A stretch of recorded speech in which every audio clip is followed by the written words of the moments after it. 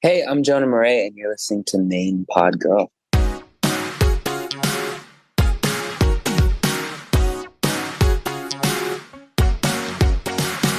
Hi, welcome to Main Pod Girl, a podcast made by Popheads for Popheads. Every episode, we'll be diving into all kinds of pop culture topics with some of our favorite artists and music commentators.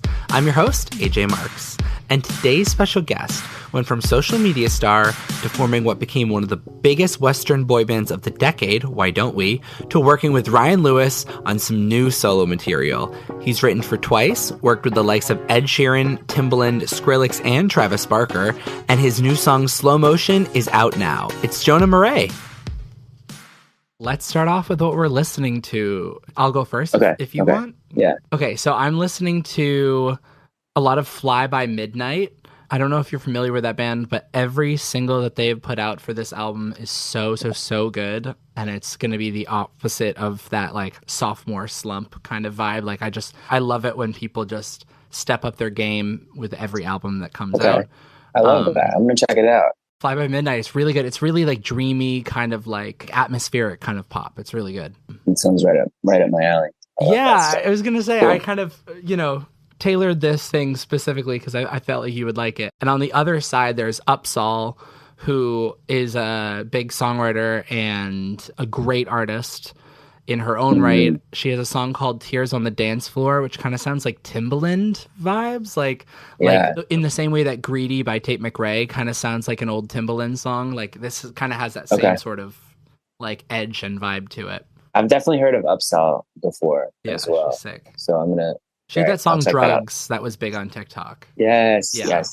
Okay, cool. I have been listening to the Post Malone FM Trillion album a lot. In my country era a little bit. Same. I went to that show in Charleston, like the tour that was like on tour promoting that album.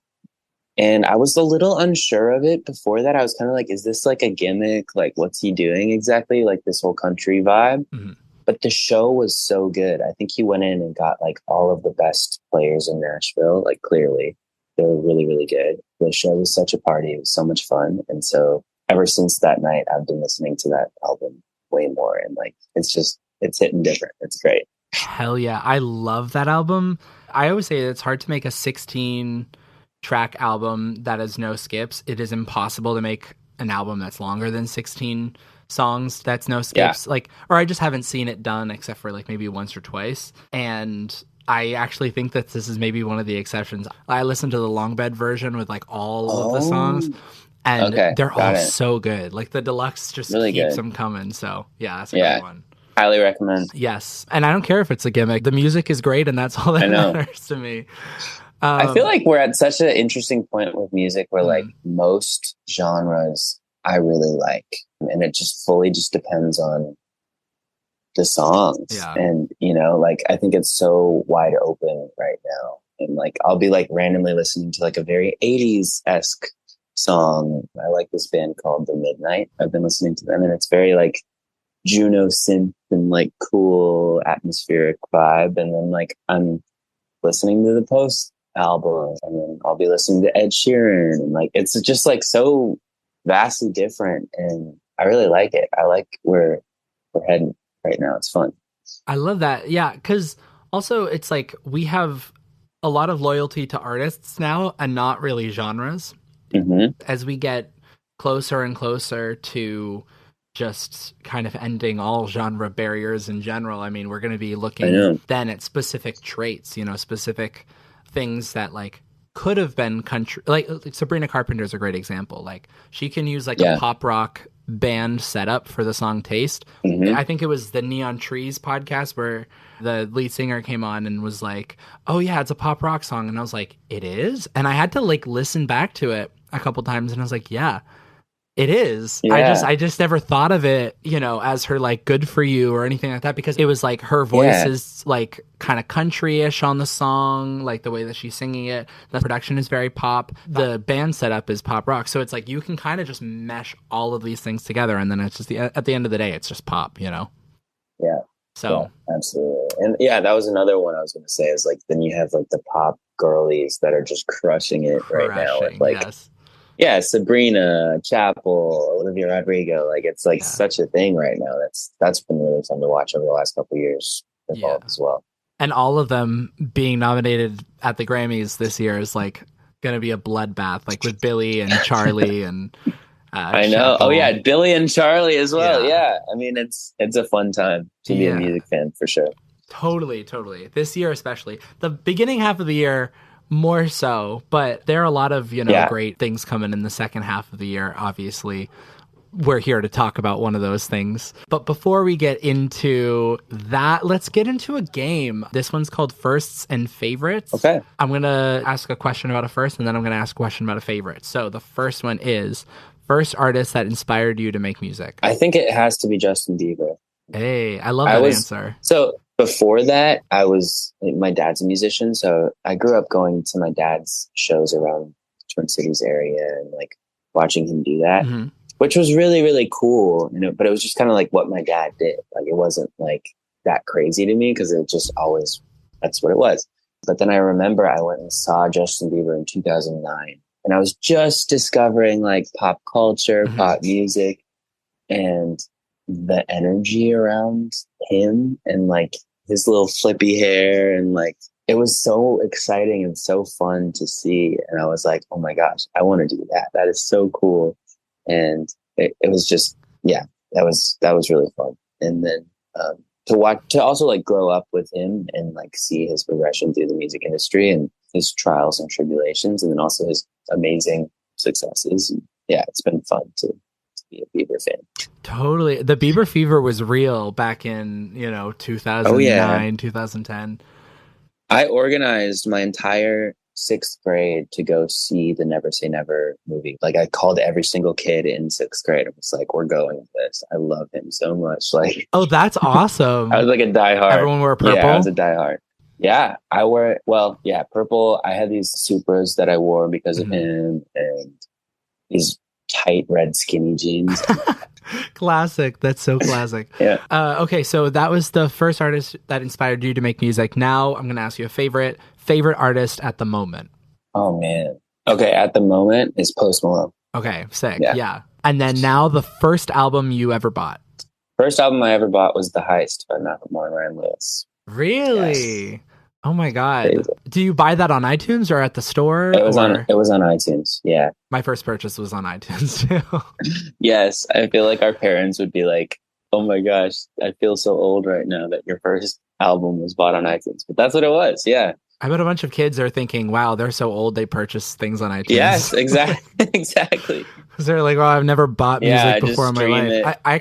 I know a lot of people who have never bought an album. And I'm like, how? I mean, it makes sense. Why would you buy an album right now? Like, it's just a weird thought, So, favorite album of all time? The Eagles' Greatest Hits album.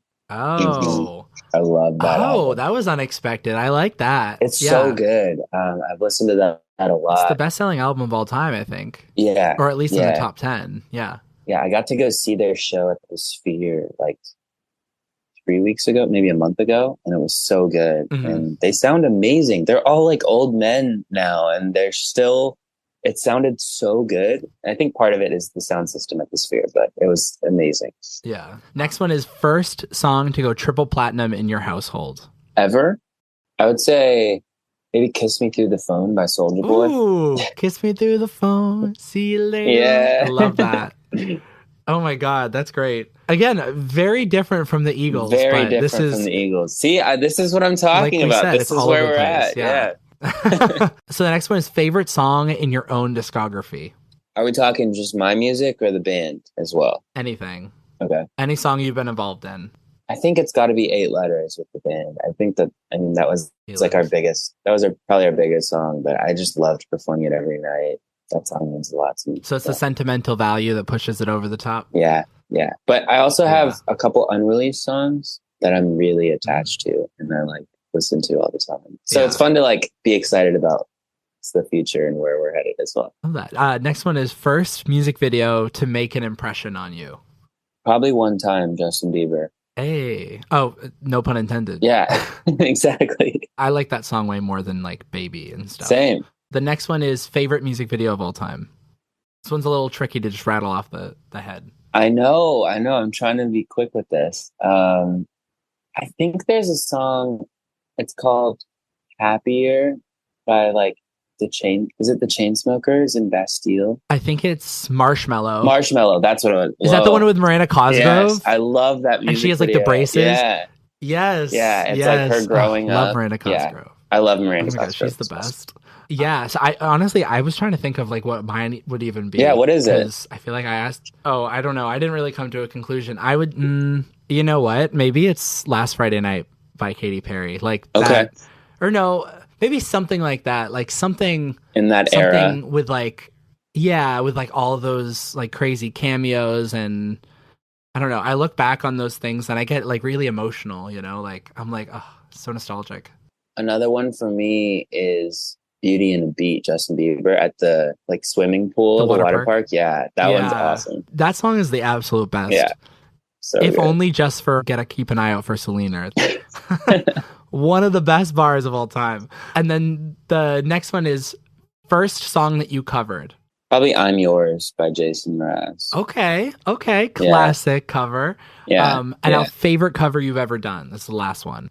Oh, I used to do this cover of Let It Go by James Bay. I really love that song. And for some reason, that cover just really fits with my voice well. That song specifically, too, like, that's just, like, one of those songs that, like, people are gonna... Like, you know the songs that, like, from the 70s and the 80s that were, like, we don't even necessarily know who sings them or when they came out or how big they were at the time, but they're just in the canon. They're, like... They come on and it just unlocks that memory that you've heard it throughout your life. I feel like all of those songs are gonna end up in there, too.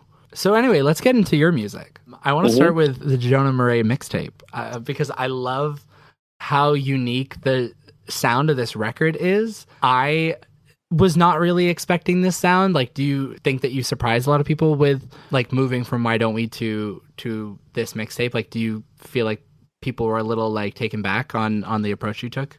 I think that would make sense if people are a little taken back. I honestly was just like messing around in the studio trying to figure out what my sound is for myself because I'm not sure yet. It was definitely like, I'm really grateful that I had the opportunity to just go in the studio and like not have very much pressure to like make a certain sound, or like I was able to just like explore and have fun and come up with stuff. And I feel like you can kind of tell when you're listening to the Jonah Marais mixtape of like, I was just experimenting in the studio, and all the songs are kind of a different vibe too. It's not like, I mean, Twisted Lullaby is very different than like A Million Midnights or Heaven.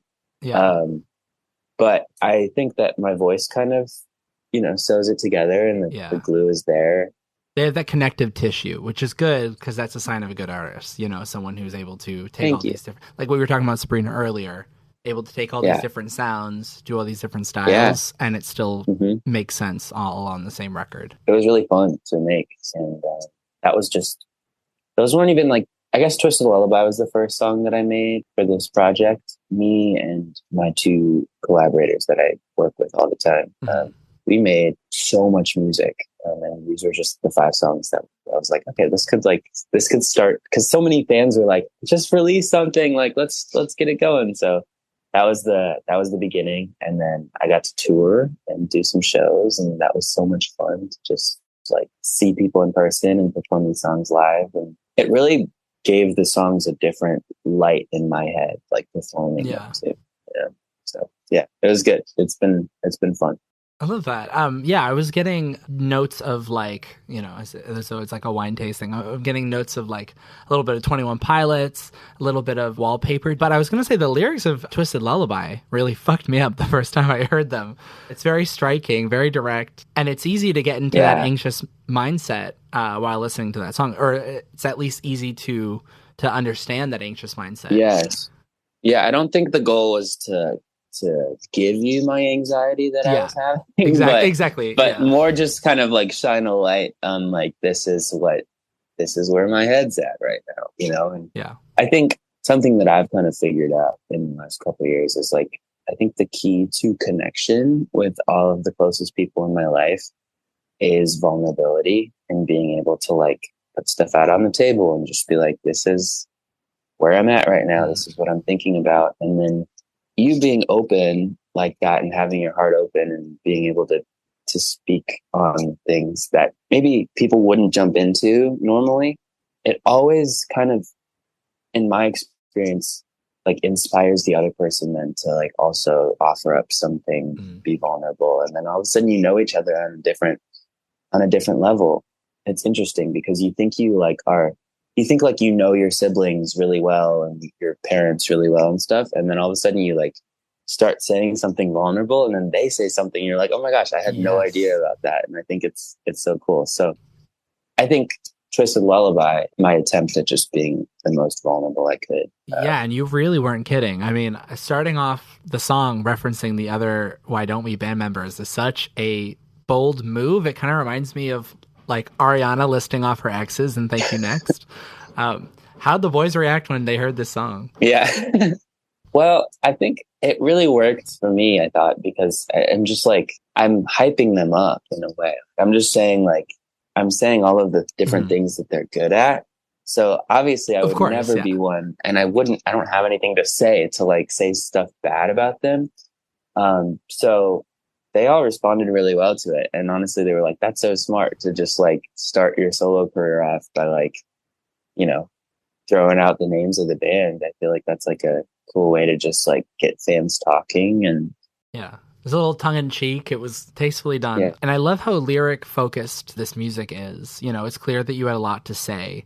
Do you have that pendulum back and forth swing of, like, everything's coming up Jonah and then my career is dead? Like, is that kind of constantly where your mind is going? Yeah, I think so. It's really interesting being an artist. I feel like one moment, like, it's highs and lows, you know? Totally. So, yeah, I think coming out of the band was tough, and, you know, freaking out and being like, what's going on with my life? What's going on with my career? And then, you know, fast forward now, I got music out. I'm starting to tour. It feels like there's momentum going, and that's fun. So it's feeling good. It's feeling good overall, I would say. But I think that's just like what it is to be an artist. Even at the peak of times with Why Don't We, it's like, you know, there's always like, oh, but if we get this hit, it'll be a totally different thing and we'll be so happy and like whatever. Like there's always going to be something that like you're trying to chase or you're sad about, like. Yeah.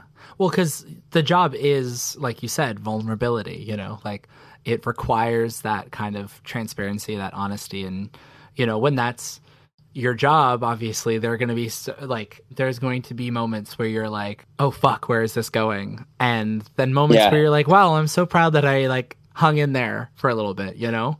And because then you can inspire other people as well. And that was some of the best moments on this tour, was like people coming up to me after the shows and talking and like hearing their stories. And some of them were like, you put words to the feelings that I didn't even know how to like describe myself. And like, that is like the beauty of music and the universal language of just like sharing your story and sharing the words. I think it's cool. That's also one of my favorite things, is like being able to interpret something some way, talking to an artist about it, and then having them be like, oh, I've never thought about it that way, but I will now. And it's, you know, it's wild. Yeah. We all get like we all see different sides of the same prism. Yeah, you know? Exactly. So let's talk about the new single, Slow Motion. Can you give me a little background on what this means for you and like what direction you're taking here? Yeah. So Slow Motion, this was made a couple months ago, and it was just a fun night in the studio. My producer, Ryan, who, full circle, throwback to when I said, didn't even put the two together. Ryan Lewis. Oh my God. Yeah. So Ryan and I have been working on everything together with our other friend, Jason Koenig, and it's the three of us, and we've been working a lot. So he was just messing around. We were at the studio. I think we were working on a different thing, and he came in and started playing this little riff on the piano. Dun, dun, dun, dun, dun, dun, dun, dun, dun, dun. And I was like, that's cool. That's super cool. And he made like the beat right there, and we just started like freestyling, kind of like writing, humming. The way that I write is very like just saying gibberish, and Yeah. singing melodies, and then it just sort of, I don't know, how do you write? Is that similar? Yeah, that's how I do it too. Max Martin does that because I feel like you find the best vowels that way. Like you're like, oh, okay, these, I know, blah, blah, blah, blah, blah. Like I'm just going to say, something that it's gibberish. It's like actual words, but they don't make any sense. They sound like a song until you actually pay attention. Like if you didn't know English, you'd be like, that's a song in English because there are a bunch of English words, but it's really just about getting the right vowels that you want to hear. And then you change the words, but you keep the important vowels that work. Yeah, absolutely. Yeah, that's so that's cool. The best way, at least in my opinion. That's my favorite way of writing. Totally. And then as it kind of came into the world right there, it was like this cool vibe that felt like it stood out for me in terms of the other music that I made. I was just like, whoa, this is a different vibe. Kind of like a little bit more like sexy, grown up. Lyrically, I feel like it's just like, it's talking a little bit more about like just some fun things. And I don't know. I think it's rare when living the life that I've been living, especially in the last year of like touring more, and living in LA and stuff. And it's very like go, go, go, fast paced. And then once in a while I'll meet somebody meet a girl that's very like, it just slows down in that moment. It's just right there. And so I wanted to try to capture that. Yeah. Yeah. That's like a great way to put it. It's like people put things into perspective for you. They kind of control the speed of your life. And like you can control the speed of your life too, but it's it's really important or really special when you feel someone else, taking control of the speed, like you're like, wow, this is important. This is significant. I got to pay attention to these feelings. So I love that. Yeah. But then also like on top of all that, the song itself just feels like a party. Like it's fun. And so I performed it on tour as the last song of the night, and nobody knew it yet. Like it was a completely unreleased song. And the fact that it went off and people were like dancing, and I like went into the crowd and everyone's jumping, and like the fact that it had that much of an impact on the end of the show. Yeah. And it's not even out yet. I was like, okay, this is good. This is it. So I'm really happy that it is out in the world. Yes. It's awesome. Yes. But yeah, so let's circle back to Ryan Lewis, because that, again, like I knew that listening to it, and I just didn't put two and two together when you were talking about the heist. Was that something that you were really, really gunning for, like getting to be in the studio with him, or did that kind of come naturally and it just ended up being a full circle moment? Yeah. I mean, obviously, growing up listening to him, I've always been super inspired by his music and stuff that he's made over the years. And then I think honestly, just coming out of Why Don't We, I just wasn't sure what my next steps were. And I just called my buddy Jason, who he's a music video director. Yeah. And he did like the Trust Fund Baby music video for Why Don't We, and also I Don't Belong in This Club. And when we did the Trust Fund Baby music video together, he and I just really hit it off because we both like baseball. And yeah, I thought he was a really good director. And it was nice to have just like a good older guy figure in the music industry to like be able to look up to and call and ask for advice. And so that was great. And we kind of just like would go to games over the years and stay in touch. And he started off in the music industry by doing the Macklemore Can't Hold Us. Yeah. And yeah, like he did a lot of those music videos. And then he graduated on and did like Shape of You with Ed Sheeran and Perfect. And like he's done his catalog of music videos is crazy. And so he came to me because I actually went to him and I was just asking for advice. I was like, I don't know what to do. Like, he was just like, write with as many people as you can, like keep it rolling, like whatever. And then he's like, at the end of the summer, I think you should just try to come in and meet with Ryan and see if there's anything there. And obviously I'm like, whoa, that would be so cool. So yeah, we ended up having a session. He brought me in and I met Ryan and it just went really well and the vibe was really good. And we kind of hit it off. And I think it was like the second session we did, Ryan was like, I want to do the whole project. Like, if I can, like, I'd love to.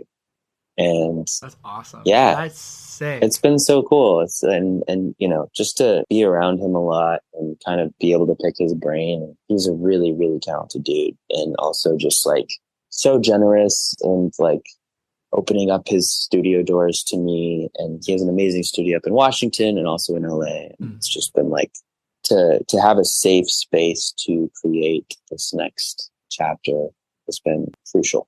Yeah, for sure. Yeah. And you know, it's funny the way we meet strangers and they kind of like teach us things about ourselves and help us unlock new parts of our identity. And here you are meeting someone who isn't necessarily a stranger to you, but in a personal way was a stranger to you, and now they are helping you shape your musical identity. Yeah. And like your own project. The way life works is so crazy. Talking about moving from slow motion to slow down. Slow Down, the Why Don't We song, samples the riff from 1979 by the Smashing Pumpkins, which is honestly an iconic sample to have cleared. Are there any other dream samples of that caliber that you'd want to incorporate in your future songs, or maybe you already have and, you know, I just don't know it yet?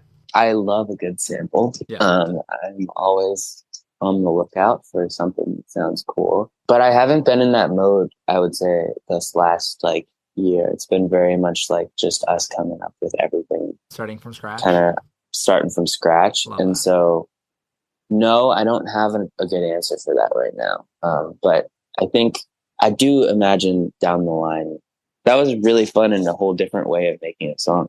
Yeah. I keep a playlist of things I eventually want to sample at some point. But yeah, thank you so much for coming on. This was so great. Yeah, absolutely. Thank you so much for having me. This is great. Of course, so of course. It's really fun to talk with just like a fellow artist. I don't know. I feel like we get each other on a good level, and I appreciate your questions. They're really great. And totally. We'll go to a baseball game sometime. Let's go. I'm down. I think. Thank you so much, Jonah, for joining me. And thank you to Noah for the theme music. Make sure to rate and review us on whatever podcast platform you're listening to us on right now. See you in the next one.